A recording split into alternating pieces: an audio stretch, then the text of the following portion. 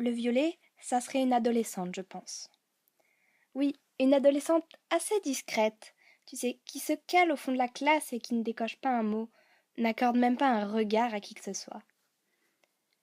Elle est tout le temps cachée derrière ses cheveux, qui lui tombent devant les yeux. Mais elle n'a pas les cheveux longs, non. Ils sont coupés en un carré très court, assez strict. On pourrait croire qu'elle est timide, mais pas du tout en fait. Elle ne parle pas parce qu'elle n'a pas envie de parler, c'est tout. Quand elle parle, elle va droit au but, et elle est très honnête, parfois trop. Elle s'en fiche d'être blessante du moment qu'elle dit ce qu'elle pense. Mais paradoxalement, elle est très susceptible et n'accepte aucune critique. Et elle est très têtue, mais aussi très courageuse. Elle n'a pas eu une vie facile, tu sais. Alors elle a appris à se méfier des autres, à ne compter que sur elle-même. Quand elle te regarde, c'est comme si tu étais foudroyé sur place.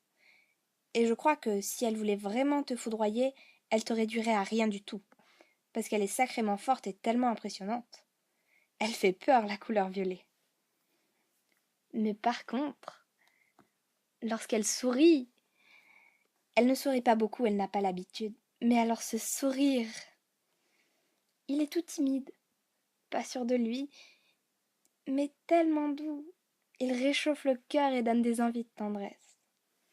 C'est un battement d'ailes qui nous remue et nous apaise. Un rayon de soleil de printemps, éphémère, qui ne dure jamais bien longtemps, et dont on se rejoue le souvenir dans l'espoir de le revoir un jour.